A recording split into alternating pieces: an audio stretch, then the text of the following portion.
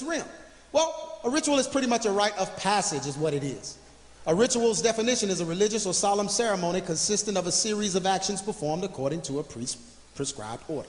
The ritual summons the god or the demon, but the blood satisfies them. This is where child sacrifices start. To pay for your gift from the gods, you must sacrifice your gift from God above. You must pay with a human life like Cain did. So rituals include dancing, sex, chanting, astral sex, false tongues, tattoos, marks, self-inflicted pain, ritual pain, cutting, bleeding, drug use, drunkenness, transcendental meditation, yoga, homosexual sex. It's all ritual praise to the gods. Serenade is, during the ritual, music is of the utmost importance because the ritual gives you rite of passage. But the music plays the frequencies needed to summon the gods and cross them over into our plane. We summon whom we serenade. Taking the music of a song with a message that was negative and trying to change the message to positive is impossible because your brain has already accepted the song's message. Your mind has mind-stamped the song's frequencies and related them to the original message. It is impossible to change that stamp. Even though you sing new words with your mouth, your body and chemicals have recorded the music, and thus the original message is still prevalent in your mind.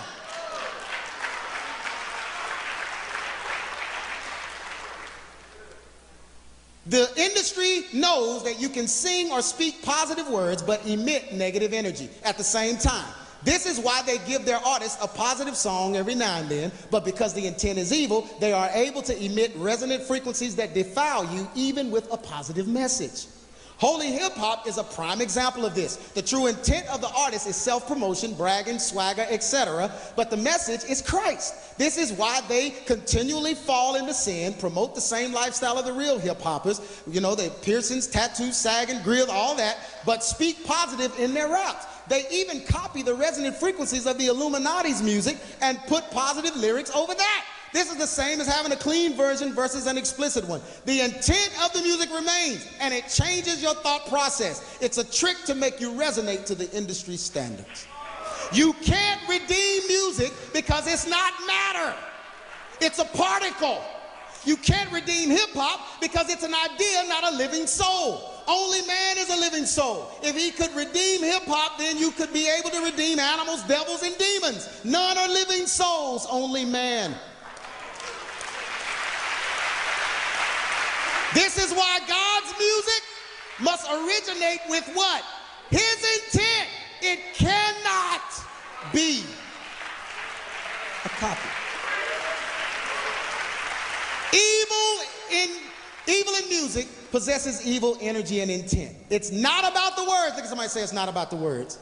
As much as it is the intent. People react to the intent or energy of the artist's resonant frequencies as well, not just the lyrics. It's not about what you're saying.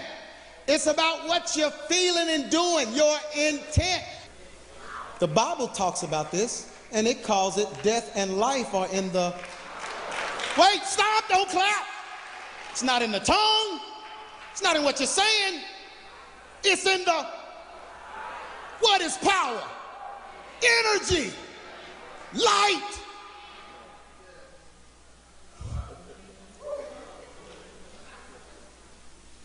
Power of the tongue.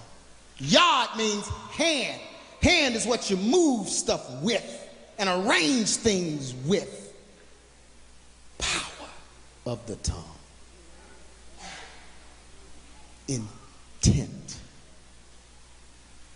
Can I keep preaching? Need another Bible example? Jesus did it. Jesus walked by a fig tree. He was hungry, and the fig tree didn't live up to its name. Jesus cursed it. You won't bear anything else. They came back, fig tree was with it. Now, when Jesus does it, it doesn't take 30 days.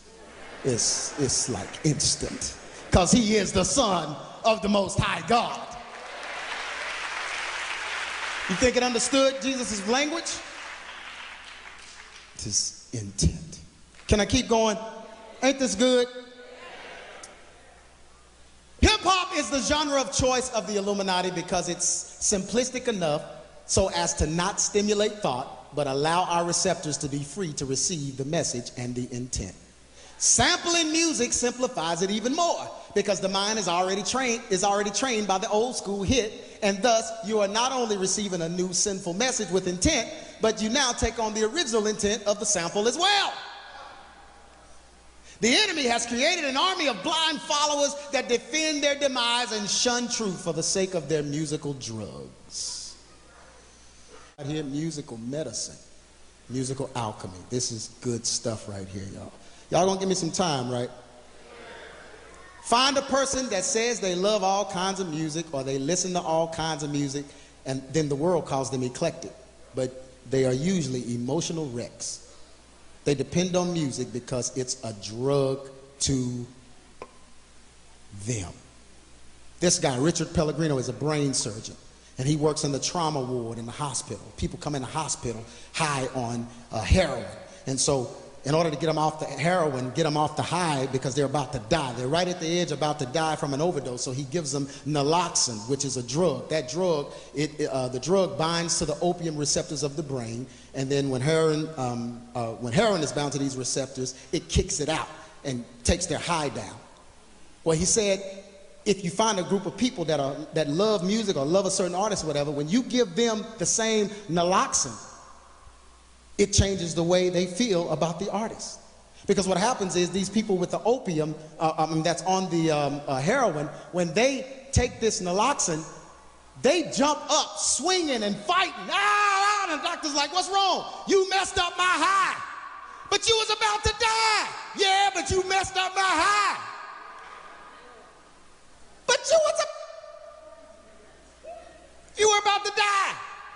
The same thing, music binds to the same receptor. So he gave this same medication to some people that were crazy about music, and they lost the desire for their music. What does that tell us? That tells us that when I try to take your music away, you come up swinging. No! Don't take my music away. I'm